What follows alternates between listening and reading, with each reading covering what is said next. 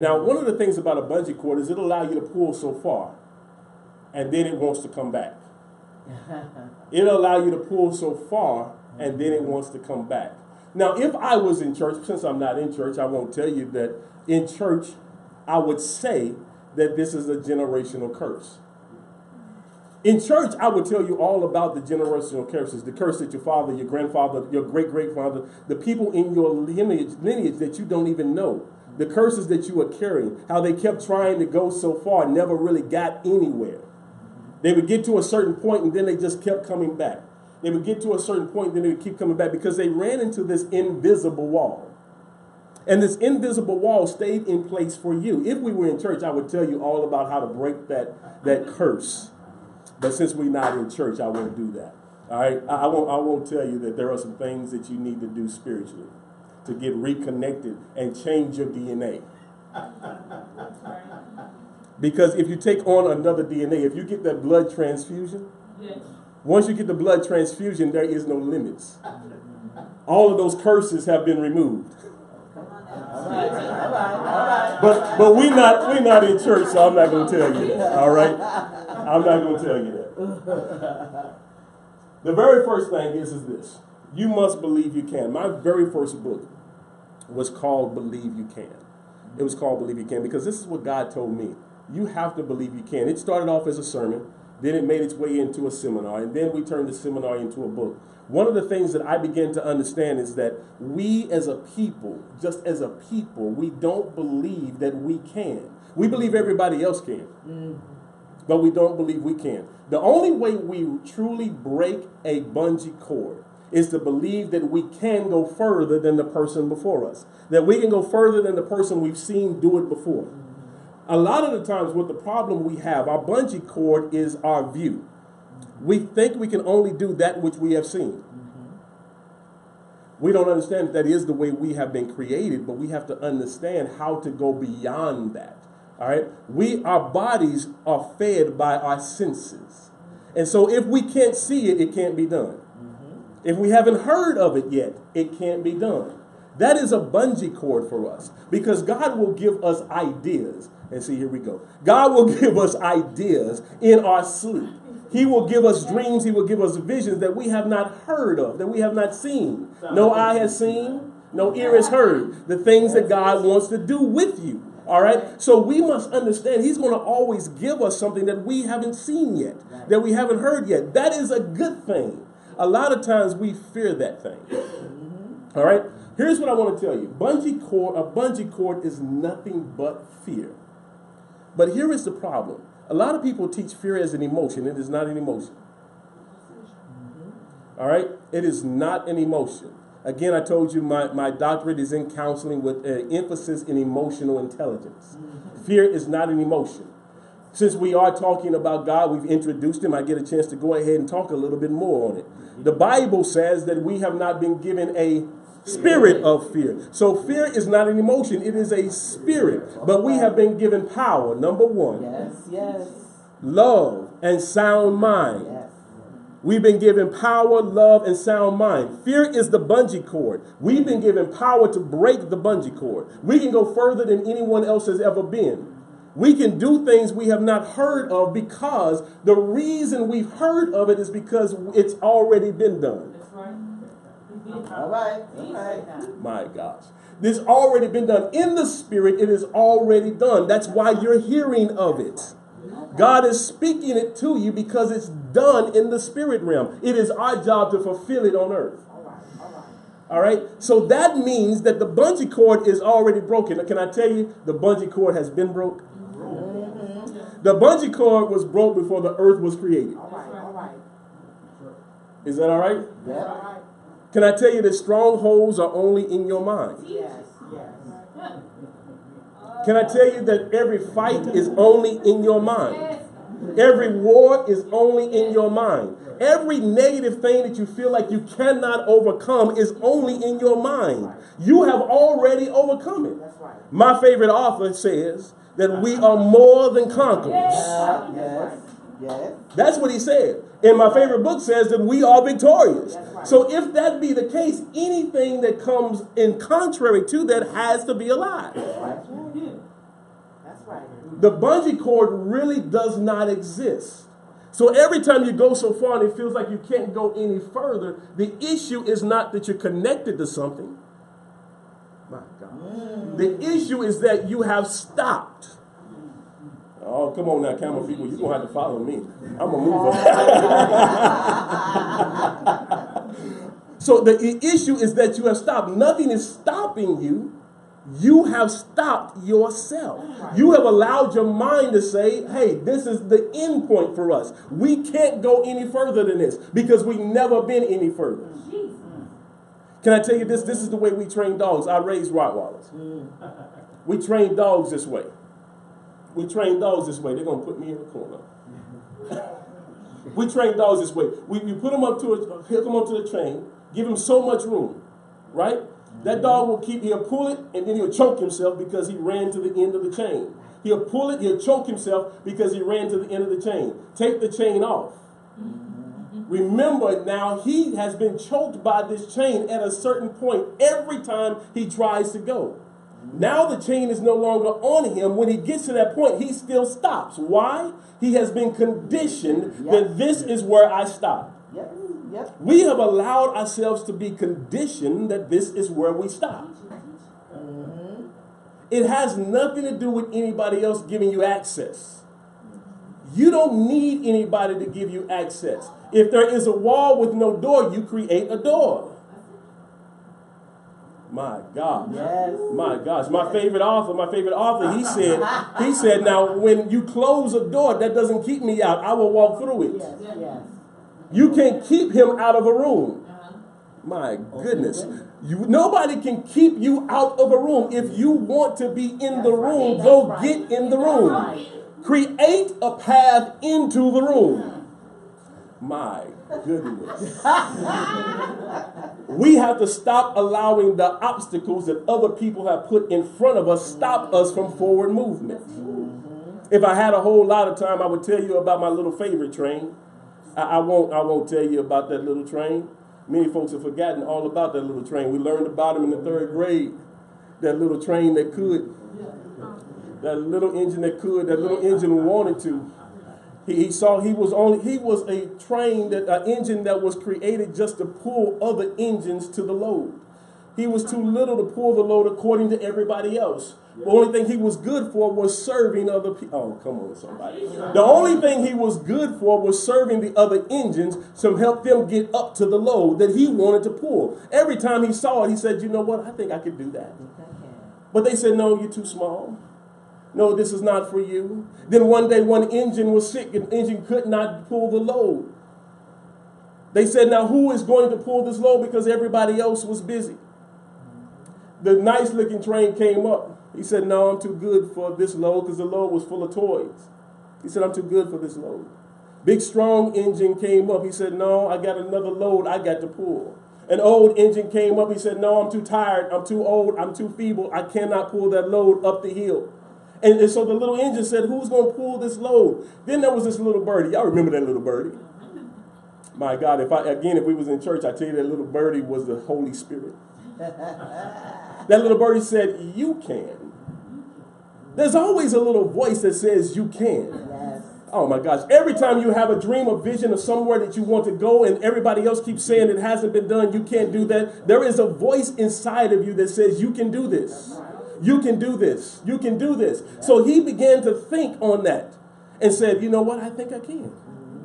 I think I can. So he hooked himself up. He didn't wait for somebody else to hook him up. Oh, come on, somebody. You don't have to wait to get hooked up to a load. Hook yourself up to the load. Because he thought that he could do it. He hooked himself up to it. Then he began pulling. But the one thing that gets everybody is the fact that once we begin pulling whatever load it is we're looking for, Dr. Cassandra, we started running against obstacles. The hill started getting steep. It began to get a little bit tougher because guess what? Going up is a difficult task. Yes. But everybody wants to get to the top. But it is a difficult task to get there. On the way there were people, there were animals that kept saying, you can't do this. There was a wolf. You expect the wolf to say you can't do it. He looked at the wolf and said, oh yeah, I think I can. He looked past that. I think I can. There was a crow that was a little higher that said, go back. You can't make it. He said, oh yes, I can. I'm going to do this. I think I can. I think I can. But midway through, there is this eagle. My God. The eagle, the one that you think that would encourage you. The one that's set in position, that coach that you are now caught up to. Oh, glory. All you coaches in the house, understand that eventually, if you are good at what you do, those you coach will catch you. They will catch you, and it is your job to push them higher. The eagle said, I don't want you to pass me. You can't do this. You're not an eagle like me. You're not me. You don't do what I do, so you need to go back down. The train said, you know what? No, I think I can. I think I can. He got past the eagle, and then came the storms of life. The storms came so hard on him, it began to snow really bad. It made him stop because he couldn't go any further. And I take that back. He didn't stop. He just paused. Understand this. He had to pause in order to allow the storm to go by. He had to process the things that were going on. So he paused. Anytime, you know the old VCR. If you press pause too long, stop too long, it goes back to the very beginning. It begins rewinding itself. You press pause too long, it rewinds itself because it thinks that you meant to stop. But when you pause, it means that I get a chance to start back where I was. All I was doing was pausing for a moment to access where I'm at so that I can go even further than this. Do not stop, because when you stop, you start imagining. Oh, come on, somebody. You start thinking about where you came from, and you start looking at where you're going. You say, it looked better back there. Why am I going to keep going forward? My gosh, because this thing just looks too difficult. It becomes a bungee cord. But the little engine woke up. After the storm had passed, he shook off the snow that was on him, and he said, are we still alive? They said, yes, we're still alive. He said, well, then we must keep going. If I still got breath, that means I still need to go forward. The only reason that you inhale and exhale is to move forward. Your creator did not create you to go backwards. He is a progressive creator. He believes in increase. He only adds increase. Again, my favorite book says that one will sow, another will water, but it is the creator that gives the increase. My goodness. So whenever we're trying to depend upon the creator, we must be looking for increase. So he kept saying, I think I can, I think I can, I think I can. And then he got up to the top of the mountain. And this will go back to what somebody else said. At the top of that mountain, there was this little kid whose birthday it was. It was waiting on this birthday train. The little boy told his mama, I hope the train gets her. I hope the train gets her. I hope the train gets her. The little mama began telling the boy, I don't think it's going to make it because look at that storm. Look at that hill is way too high. But I believe that he's going to get here. I believe that train is going to come and I'm going to get my birthday gifts. When he saw his head coming up over the mountain, he said, Mom, look, I told you that he would. Somebody at the top of the mountain is waiting for what you're carrying. Somebody is waiting at the top for whatever it is that you're carrying. I don't know what it is. Dr. Cass don't know what it is. Noah doesn't know what it is. But whatever it is, they're waiting on you to get there. That's how you break the bungee cord. You just got to believe that you can. Unless you can believe that you can't break it. Because guess what? It doesn't exist. You can't break something that doesn't exist.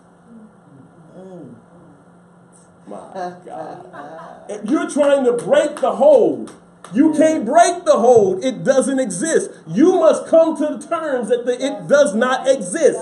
There is nothing holding me back. What's keeping you? Nothing's keeping me. What's stopping you? Nothing's stopping me. If I can't see it, it don't exist. Glory to God. That was number one. My goodness. Who got my time? Go ahead first. Change your vocab. All right. This is where the dictionary comes in handy. You have to change the way you speak. We have been conditioned to use a lot of crazy words. And a lot of these words have even seeped themselves into the church. I'm going to give you just a few if that's all right with you. Try. Try means it is impossible. It's possible not to fulfill it. So when I say I'm trying to do something, that means that it's possible that I won't get it done. So guess what begins to happen? I told you all my emphasis is emotional intelligence. I'm counseling. I believe in the mind, soul, every expert in all things soul. Listen to this. Our mind will prove anything we say. That's right. It will prove anything we say. So when we say try, our mind already says it is possible for me not to fulfill this. It is possible not to fulfill this. It is possible not to fulfill this. And guess what happens?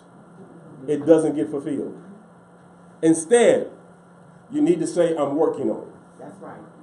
I'm working on this. I'm working on this. All right? I'm not trying to do anything. I'm going to complete this thing. I'm going to fulfill it. I'm working on it. All right? That's one of the things we need to change. Broke. All right. No offense to anybody. No offense to anybody. But this is a word that has hurt us so much. Because we call ourselves and we call people broke. Broke means that you are unusable. There's something, when your wash machine is broke, how many you put your clothes in it? When the dryer is broke, how many you put your clothes in it? When the car is broke, how many you get in it? You don't use anything that's broke until it's fixed. Oh, glory, hallelujah. So when I call myself broke, my mind is waiting on me to go somewhere to be fixed. Because it already knows this body can't do anything until it's fixed. Glory. So now what we're doing is we are stopping our progress because we call ourselves broke. What we really mean is that we're temporarily out of funds. That's what you mean. Say what you mean. That's right. Mean what you say. Don't say you're broke ever again. If you're speaking to people, don't call them broke either, because here's what's begin to happen. When you are in front of the room, you are the expert. Whatever you say sticks in my mind. If you say that I'm broke because I'm not doing certain things, guess what? In my head, I'm broke. When I go home, I'm telling myself I'm broke. I'm broke, which means I'm unusable. I need to be fixed. Now I don't know where to go to be fixed because you didn't give me any tools. You didn't give me any phone numbers to call to be fixed. Oh, glory.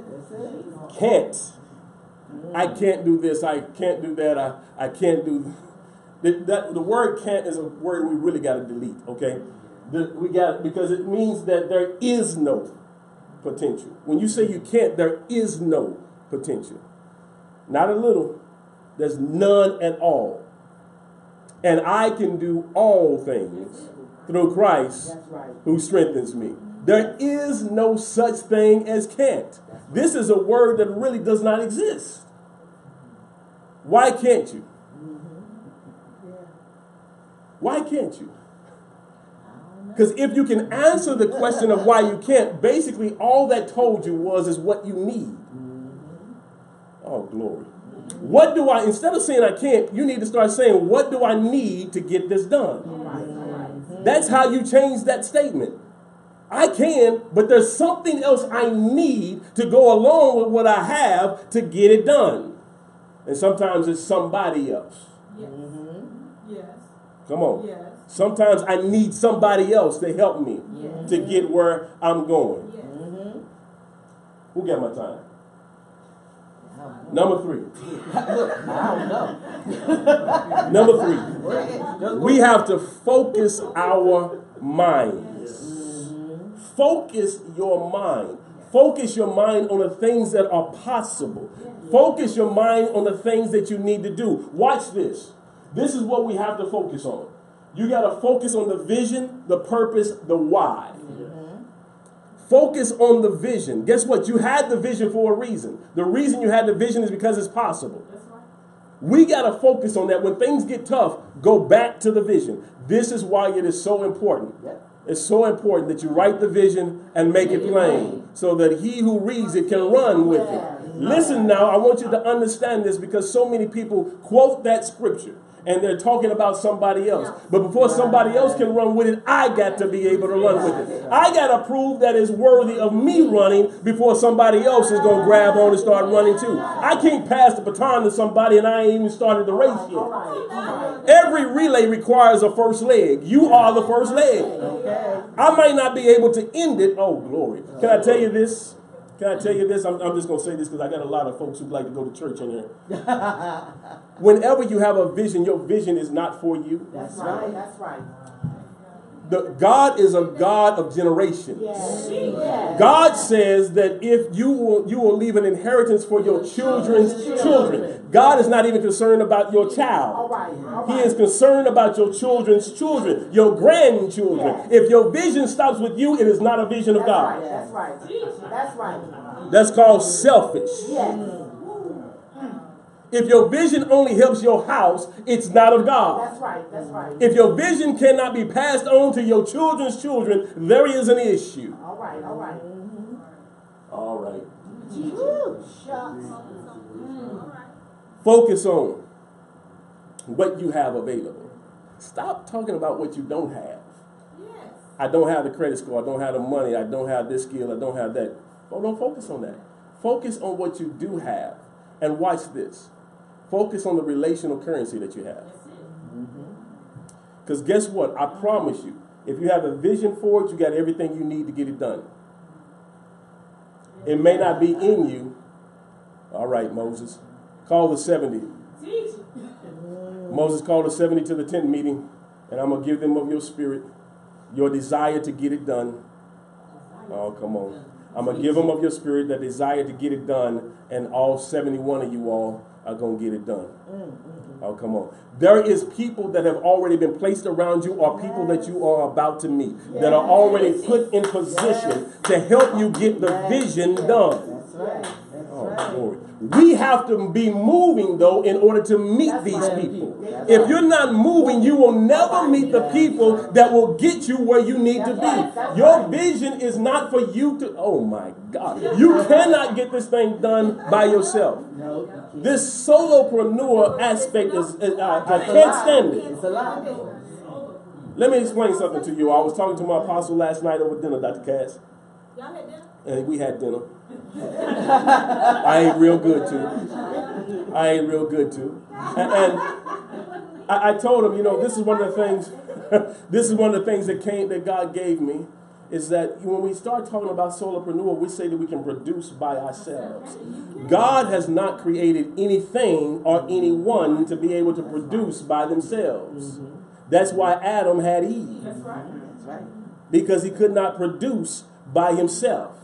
Glory to God. That's why a seed must go in dirt. That's right. It can't produce. Oh, come on. You can't. I don't care what it is that you are trying to get done. You cannot get it done on your own. There has to be a mixture of more than one thing in order to produce anything. Yes. Glory. You know, the church, we'll go back there just for a moment. I'm just going to visit it real quick. And in the church, we like to talk a lot about faith. Faith is a spiritual thing. Faith is a spiritual thing, but when its faith doesn't get anything done. Faith without works is dead. But in order to get to the work, I got to believe in the faith that I already have in order to make my body go into motion so that it can do some work. That's right. Yes. And can I tell you this? That same book says that the work is nothing but to believe. All right. Glory. We have to be serving others. Focus on serving others. You heard Dr. Cass say a little bit earlier. You heard her say this just a little bit earlier, that we have to be serving others. It's all about solving a problem. When you solve a problem, you're serving others. If you can focus on the fact that this is not for me, this is because somebody has a problem that I need to solve. They're waiting on me to solve a problem. Glory, hallelujah. And then look at this. It may not be my business,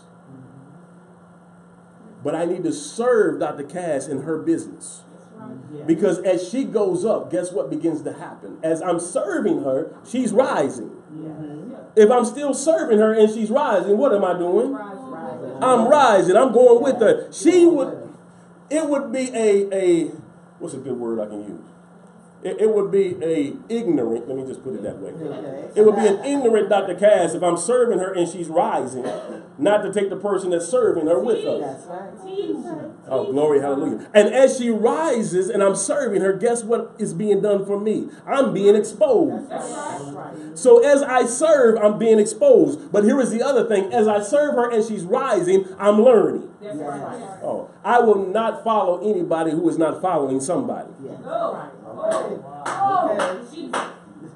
I will not follow anybody who isn't following somebody. That's why when Noah said that you need to get a coach, you need to get a coach. Yes. And this is my prerequisite for every coach.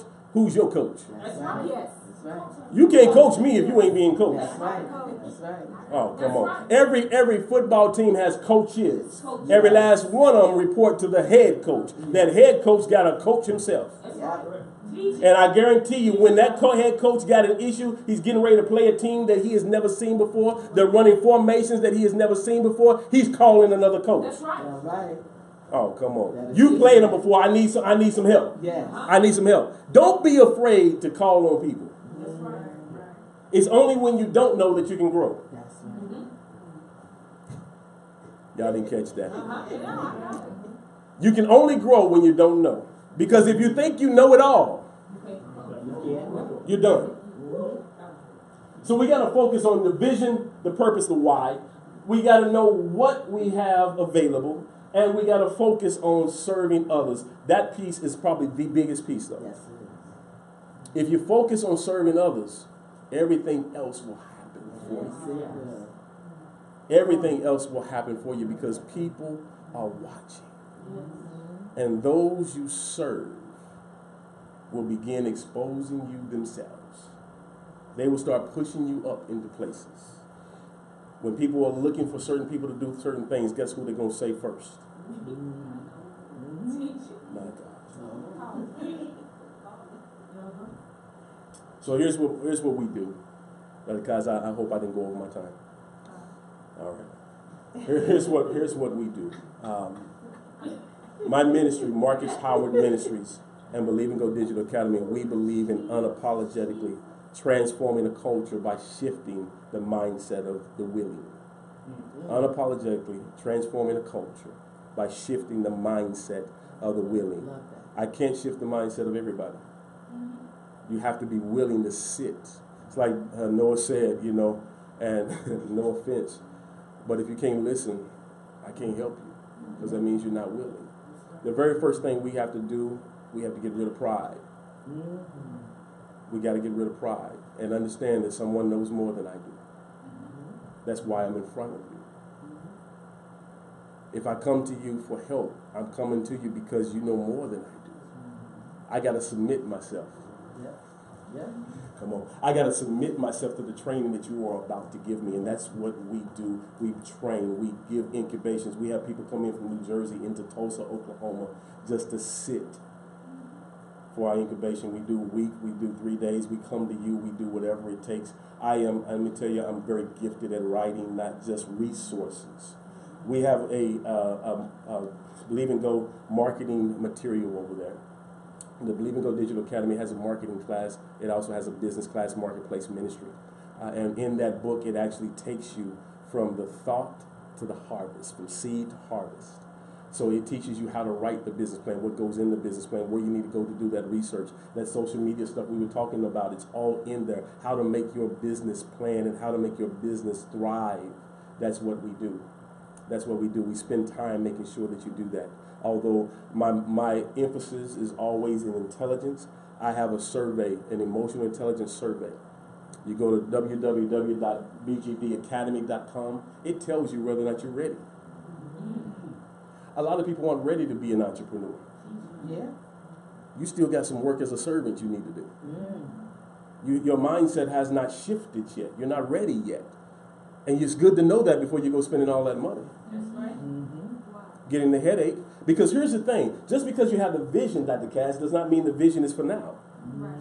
God is telling you what is to come. So whenever you see what is to come, you start preparing yourself for where it is you need to go. Just because you have the vision tonight don't mean you wake up in the morning and that's you. There's a process that we have to go through. So today, only for the Run conference, there's 15% off of our products, our packages that we have. You will be able to talk to my wife over in the corner once we break about our packages. We also have, because I understand this, there are a lot of us who are on the go. Entrepreneurs are always on the go. We do things on the go. We work other jobs. I'm a pastor. I do 3 or 4 different things all at the same time. I don't have time just to sit at home and do the research. But I am on Facebook.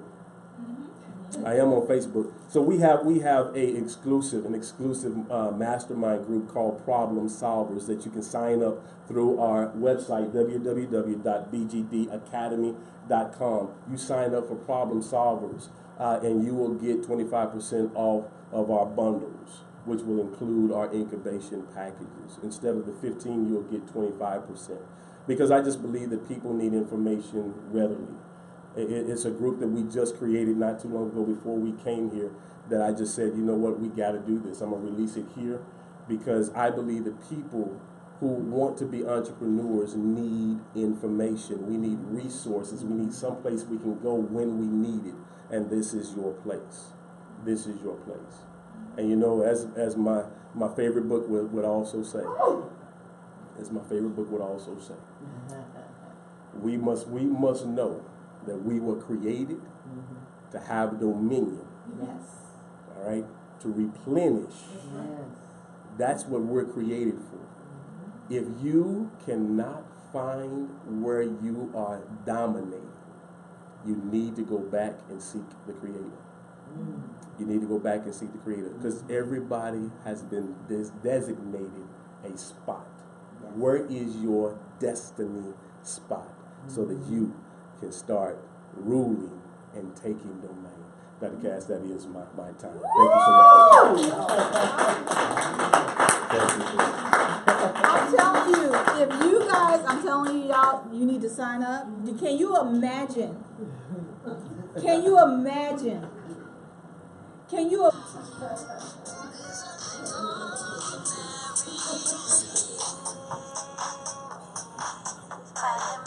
I just want you to hear this.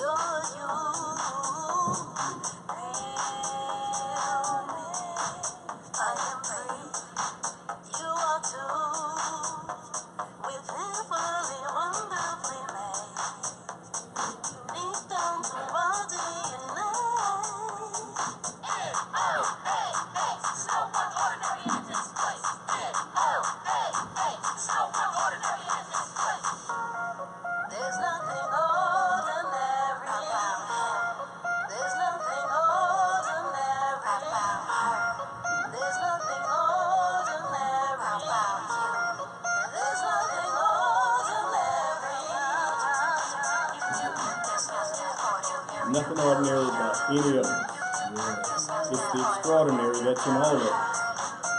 What's amazing about extraordinary and ordinary, the only difference is extra must come from the beginning.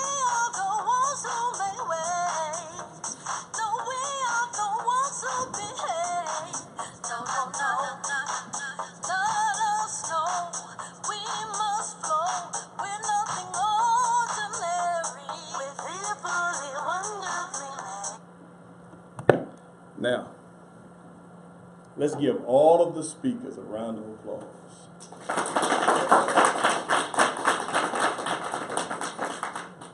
I've learned in doing this after about 25 years, you don't ever waste good shares on a dead duck.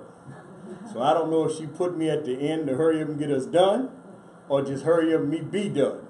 But either way, I'm going to tell y'all like I told y'all this morning. I'm going to tell you like Elizabeth Taylor told her 6 husbands. I ain't going to keep you long. I'm Noah. And what's amazing about my name, my birth name is Noah. So that's my actual name. I'm named after my maternal grandfather. Amazingly enough, as I shared with you guys earlier, growing up I couldn't speak. I had what they call a cleft tongue, where my tongue did not reach my teeth, what they call tied tongue. And I stuttered really bad. I mean, I stuttered like you would not believe. And I'm from South Louisiana, so I had a whole lot of stuff working against me. And up until I was almost 6 years old, I really couldn't, you didn't understand what I was saying. I'm one of 14 children. Ironically enough, my dad would see me coming, and he'd just drop his head. And he'd call my mama, Eula, tell me what he's saying. Because they really couldn't understand what I was saying. But I never forget, I was 3.5, 4 years old. I started school very early. Couldn't talk, but I was pretty intelligent. I was in school, and they went around the class. They asked everybody what they were going to be when they grew up. Miss Fondale, Miss Francis, and Miss Arfay. I still remember them to this day. They were my teachers. They asked everybody, what are you going to do? What are you going to do? Everybody was telling me. Everybody was telling me. Well, when they got to me, I said, when I do up everything I think I'm going to Now, they didn't understand what I was saying, but I knew what I was saying. I said, when I grow up, everything I say will make money or sense or both. And that has been my quest these last almost 50 years. I've been doing this for a while. I want to just kind of share some things with you guys as you all look at the information. This is who I am. My name is Noah. I took my name and I took it to the government, and I went ahead and I did a trademark and patent on my name. My name is Noah, and I did a curriculum years ago about something about a name. You need to know about a name. As a matter of fact, Marcus, I need to get one of your dictionary books. I want to make sure I get one, because I'm not that sharp. I told you, I didn't go to class every day. My roommate went one day, but I need some more vocabulary, brother. What's amazing is when I patent the name Noah, it's nothing ordinary about him. That's the acronym. Ironically enough, the Bible says in the book of Ezra, my favorite book, the king had no sons. He named his daughter Noah. Noah is an ecumenical name, male or female. So when we think about extraordinary, there's extraordinary in everyone in here. There's nothing ordinary about us. The truth is, there's a little Noah in all of us. To share with how powerful it is, last year when I was in Louisville, Kentucky,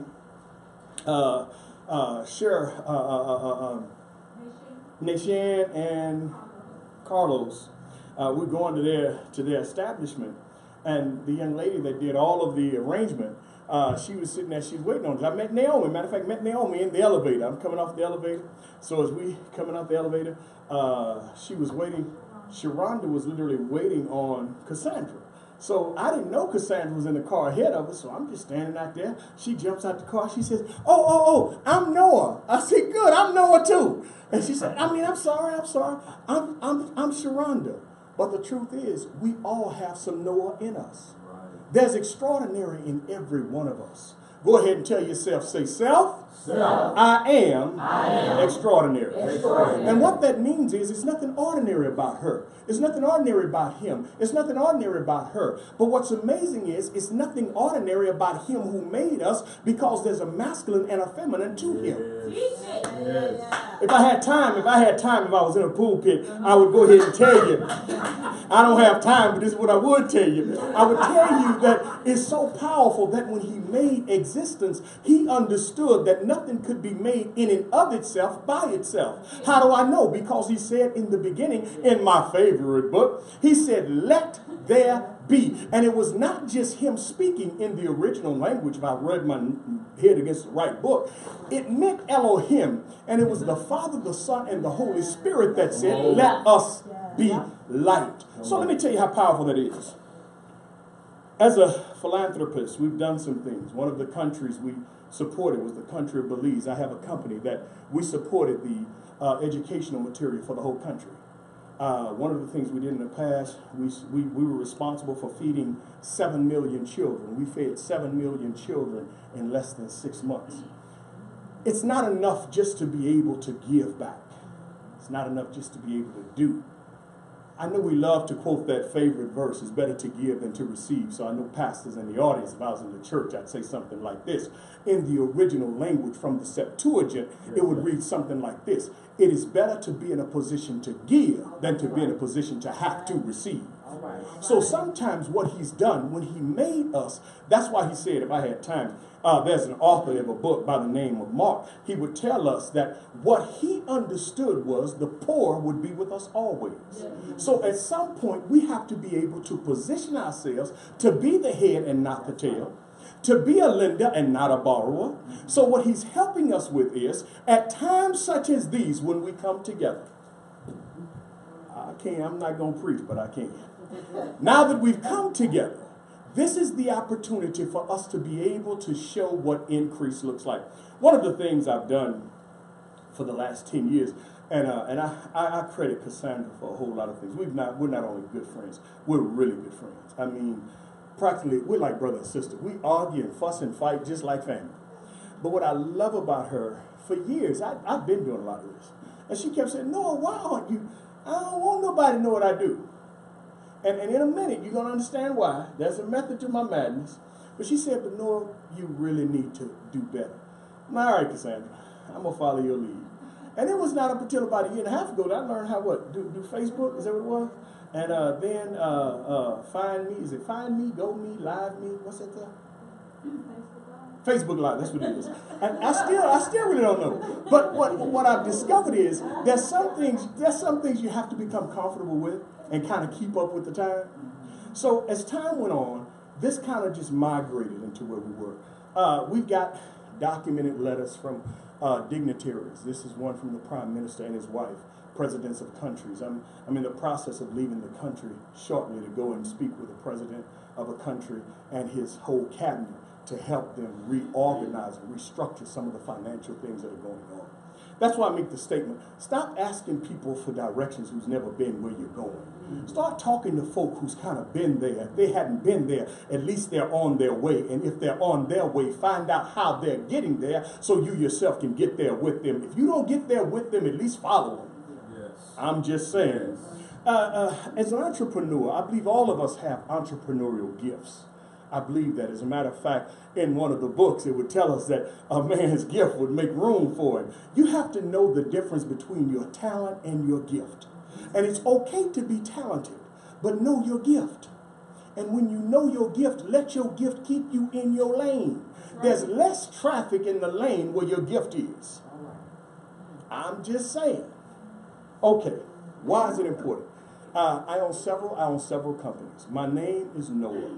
Under the umbrella of my name, Noah Presents, which is incorporated, I have 7 companies that I own. I own 7 companies. I own a total of 9, but Noah Presents is the hierarchy of all of them. I own the brand, Noah, and nothing ordinary about him, nothing ordinary about her is a brand all by itself. We have everything from caps. I have my own jewelry line. My jewelry line is him and her jewelry line. We have, and if I go to this next one, you'll see, there's a motorcycle there. That motorcycle is selling in Asia. It's the #1 selling electric motorcycle in the country of Asia. And, you know, they only got a few billion people.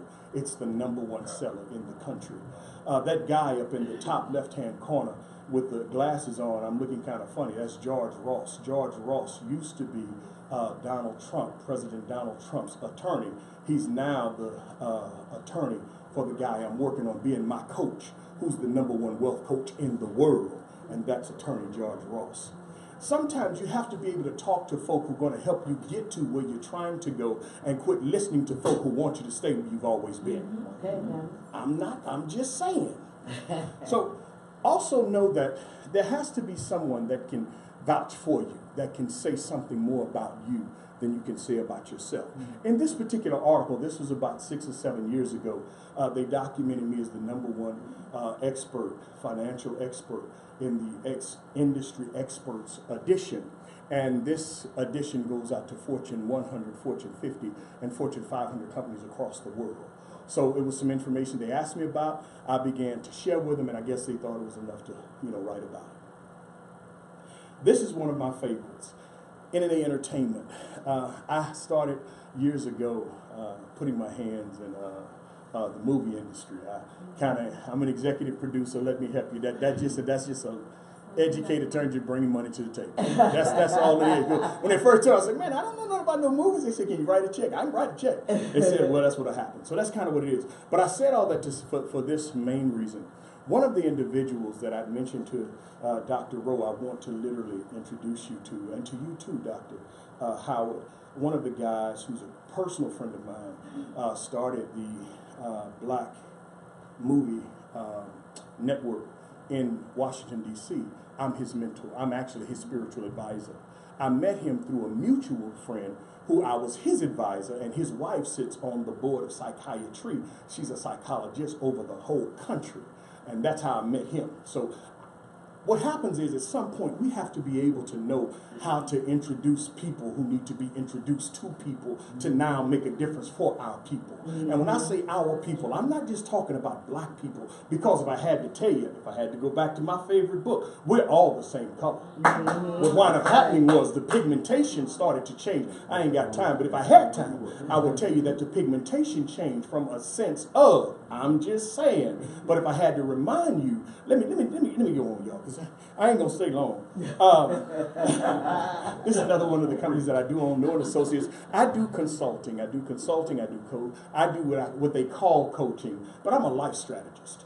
I'm a very practical guy. I show you how to get it done. I sit there, I tell you, but I also have individuals that work with me, and I show you how to do it. And if you don't want to do it, don't ask me. That's not being, I don't know any other way to say it. And that's, we started this. And let me say this to those that are wanting to start a business. If you're wanting to start a business, be brave, be bold, but be intentional. Be brave, be bold, but be intentional. It's not going to happen overnight. Understand that. But be intentional enough to know that if it lasts, if it takes me 10 years, I'm going to be there. Yes. Okay? This is one of the projects that I really pride myself on. When I started Norton Associates, I didn't have any money. I'm not here trying to make you guys seem like I had it all, I got it all together. It's okay now. And I thank God. So Okay. this ain't. I'm bragging on him because I'm trying to tell you, he made all this happen. When I started this company about 20 years ago, I didn't have any money. All I had was an idea. And I started Norton Associates, and I said, well, I want to have this. I want to have animation and television only because I'm a big kid at heart. And I got to tell y'all, I'm practically 50 years old. I'll be 50 in about 10 months. I know I look good. Y'all ain't even got to tell me. All right. Now, Pastor Ron, I heard what you said, brother, but I got to tell you, I know. Amen, somebody. I ain't even got to knock on wood. Wood knocking on me. I was telling somebody just the other day, they said, so how the kids doing? I said, kids doing good. I said, I'll be a grandfather for the 3rd time in July. My oldest baby, she's 30. And so she told me that not long ago. She said, Dad, I'm expecting. So I'm thinking the baby coming in November. I'm like, oh, yeah, good. She said, no, Daddy. She said, the baby will be here in July. I'm like, already? Oh, my goodness. My G-babies call me Big. I don't know where they get that name from. I said Big because my mentor, who was the late, great Bill Blakely, who was the winningest coach of University of North Texas. He also represented guys, you may know the name Joe Dumas, Akeem Olajuwon, Mookie Blaylock, Spud Webb. He was one of my mentors. His grandkids called him Big, and I thought that was so awesome. And I told him, I said, Big, whenever I grow, when I have G-babies, I want them to call me Big too. He said, that's awesome. But see, I want them to call me Big because my thing is, I want my kids to believe in God. And they tell you now, he's my Big because he believes in God. But I also tell them, I'm believing in God for you. But when you all get old enough, I'll still be Big because I want you to believe in God for yourself. I'm just saying. This animation piece, this guy started this. The guy who did the artwork, you all heard of a little company called the Smurfs? Yeah. That guy did that production. He actually did that production. We did a deal. I took 50% of his company. I now own 50% of his organization. I have my own jewelry line. That's some of the jewelry that we promote. We have brooches. We have all that other stuff. I did tell you guys, over a year ago, I was almost 600 pounds. That's my first cousin. His mother was the oldest girl. My dad was the oldest boy. My dad was the oldest of 37 children. My dad was born on a plantation. My grandfather was a slave. He was a slave for 10 years. He died in 1990, born in 1879. And ironically enough, now my first cousin is 255 pounds. You see the difference? I was a pretty big guy. I started a thing with Noah Presents, trying to help individuals how to be healthier, not just financially, but also fiscally and physically. So when I did this, that's the difference. By that time, I dropped about 155, 170 pounds. To this day, I've dropped 255 and a half pounds. I'm now on my way I'm going to drop another 75 to 80. So y'all pray for me. It's going to take some work, y'all. It ain't easy. I ain't going to lie to you. It's not easy. I do a call every morning. Every morning you can catch me. Go out and catch me on Facebook. Every morning for the last 10 years, we do a call. And what I do is I help individuals to experience an extraordinary life. I'm going to give you just a few things in just a moment that will help you to just better your own situation. But number one, it takes work. It takes work. You've got to be dedicated to your gift and hone your craft. Don't be afraid to get better at what you're doing. Last spring, I was the front cover. They featured me on the front cover of Equanimity magazine. Equanimity means balance. And that magazine, they've had on the front cover Steve Harvey, the incomparable Bishop T.D. Jakes. They've had Mickey Gilley on the front cover. Ellen DeGeneres was just on this last spring's the fall's front cover. I'm trying to get on there. And as a consequence, we've now become a partner in that magazine. So we're looking to do some other things in a major way. Now, I really took a page out of Dr. Marcus's book. I really don't like talking about me. That was probably the toughest thing in the world. The only reason is I'm one of 14 children. My kids can only tell you, I know my daddy owns a lot of businesses and he drives nice cars. That's all he can tell you. He takes care of us. My kids don't even know what I do. I say that with this regard. The vision that he gave you, he gave you. Make sure you're spending the time and hone your gift and make it work for you. Because there's something about a dream. Dreamers cannot share their dreams with those who have nightmares. Oh.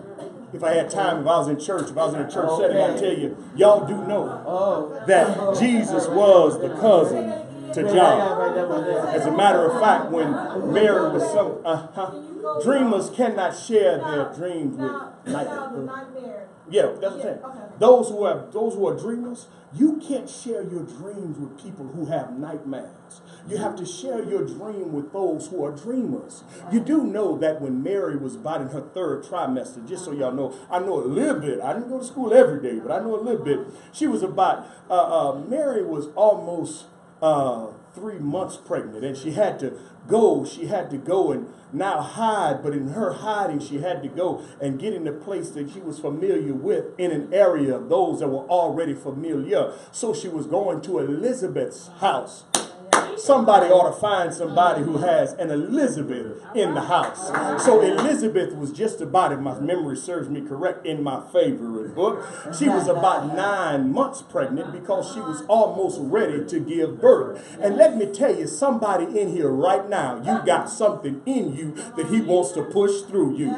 So let me tell you what happened. When Mary got just about to where she was, the Bible says that she had become overwhelmed. So when she got to the door, if I was in a church, I'd just about to make them shout right about now. They say when she got about to the door, there was something taking over, and it's something about what he places in you. If he places it in you, he places it in you to overtake you. If I had time, I'd remind you that in Deuteronomy, one of my favorite books, in about the B clause of verse 2, he said he wants to send you something that'll overtake you. In the original language, it meant to tackle you to the ground. Anybody in here other than me needs a blessing to tackle you to the ground? So it said when she finally opened the door, she opened the door and she walked right on in. Somebody in here may need to walk in. Your destiny is waiting on you. Your destiny has some increase holding up for you. So it said when she walked in, all of a sudden, that which was on the inside of her, it said that Elizabeth is so excited that the baby inside of her started to jump. So sometimes when that which is up, boy, I can almost preach. I'm not going to preach, but I can. It said that what was in her, it leaped. And what it reminded us is that when something's in you and is ready to be birthed through you, I don't care what happens around you. Let that baby jump in you, because when it jumps, it'll always jump, because those that were with you will always start to be able to connect to you. And what you're now connected to, you can push. So you already know, some of you that are mothers in here, you know the story that when it's just about time the water has broken. If I had time, I was in a church, I'd tell you something about the water. I know you said to get a new DNA, but I do remember in my studies that the word redeemed means in the original language, it means a new DNA. So if I had somebody to tell, I tell you, you ought to look just like your daddy. Go ahead and get a new DNA, because when you do, you so somebody need to know. Go ahead and share with somebody else. Let me share with you how powerful it is. Go ahead and stand to your feet. I'm not done, but I'm going to quit. Go ahead and get to the person next to you. Let me show you how inextricably linked we are to each other. Wherever you are, go ahead and stand up on your right foot, raise your left. Now, go ahead and catch the person next to you, put your hand on their shoulder, and they put their arm on your shoulder. You see how easy that is? Yes. So you can stand a whole lot longer when somebody's helping you to be stronger. Yes. You can now stand because you're inextricably linked to the person that's next to you.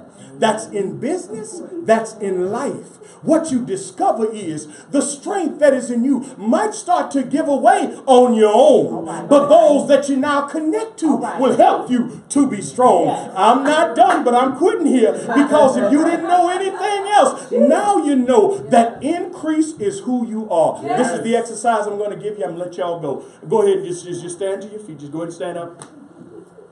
I'm going to need you. Every morning, I was so excited just to hear how individuals are into affirmations. The word would tell me, it says, what we declare on earth, he establishes in the heavens. And what we do every morning, we do what we call exercise. And if you want to get in shape, learn to exercise. I know that might be foreign to some people, but exercise is what's going to get us in shape. Every morning we do PT training. Though anybody here from the military, have military background? Well, y'all know PT training. You know, every morning when that horn went off, them trumpets all blow, you had to get out for PT training. Well, we do a PT training every morning ourselves. We do what they call purpose training. And the greatest tool that we have is the mind. I could give you one scripture after another, but if I could give you one, I kind of shared with you earlier, but this is where I want to close. The word heart comes from the Greek word cardia. That's where we get cardiac arrest. Throughout the Bible, the word heart is interchangeably read by meaning the mind, the will, the conscience, and emotions. Those are the four components of the spiritual heart. It's the same with the physical heart. The upper left, the upper right, the lower left, and the lower right ventricle. They are so inextricably linked to each other that when you take into consideration the very first, second, and third part of the heart spiritually is talking about the mind. As a man thinketh in his heart, so is he. The book of Romans would tell us that the conscious, which is that part that he speaks to, that's the heart. When he says in John chapter 14, he says, let not your heart. And if I had to tell y'all, if I could shout you right now, I'd tell you, do you not know that in no translation in the entire Bible that the word problem does not exist? The word problem, and there are, last I checked, and you can help me out, Dr. Howard, there are about 29 to 30 translations, not counting the different variations of languages. Nowhere is problem existing in the word. Why is that powerful? Because from the mind is what we perceive and what we create. So that means that if no thought lives in the mind rent-free, according to Isaac Newton, and the very thought of him who made us, he made us in his mind, because it was chapter 1 in my favorite book. He says, let us make man, with the same designation that he said, let there be light, before he ever put skin on the skeleton. So now when we think about our mind, let me show you how powerful it is. Close your eyes. What I want you to do, on the count of 3, I want you to just inhale very deeply through your nose. We're going to hold it. We're going to inhale. We're going to exhale very slowly through our mouths. And we're going to speak a word. Whatever word you think you can speak, that's the word that's going to make the difference. Number 3, let's go and do it. I am, I can, I will. Eyes are closed. Inhale deeply through your nose. Hold it. Exhale slowly through your mouth. Again, inhale deeply through your nose. Hold it. Exhale slowly. Repeat after me. I am victorious. I am victorious. I am powerful. I am powerful. I am beautiful. I am beautiful. I am intelligent. I am intelligent. I am God's creation. I am God's creation. I am better than my past. I am better than my past. I am better than my credit score. I am better than my credit I am better score. than yesterday's mistakes. I am better than yesterday's I am mistakes. the recipient of all the good He has for me. I am the recipient of all the good He has for me. I am a magnetic attraction to wealth, health, and happiness. I am a magnetic attraction to wealth, health, and happiness. I am His child. I am His child. I am, I can, I will. I am, I can, I am, I can, I will. I am, I can, I will. I see Him working in my life. I see Him working in my life. I am the work of His life. I am the work of His life. Now when you open your eyes, your life has already been transformed. Yes. The word that you speak every day is the life that He manifests before you in every way. Turn to your neighbor. Say, neighbor, Neighbor, process of manifestation. process of manifestation. May God bless you. Okay? We'll catch you in Dallas. The city office and told them, you need me in your life. And they said, we do. And they started paying me to teach people how to start a business. I said, let me help you generate tax revenue. Let me teach you. You pay me to teach you, and I charge you on the back end for my service. They said, yes. I'm like, how about that? And so I replicated the same process all over the country. So I have a program called Contract Attraction. What's the government attraction to entrepreneurs? How many of you have ever thought of the government as a client or as a customer? Do you think the government is too big for you? I say put eyelashes and lipstick on as a customer. They buy everything. They buy socks. They buy toe separators. How do I know this? Because they teach cosmetology in prison. They buy ice. They buy t-shirts. They buy hats. Who laughing? It's true. They do. They buy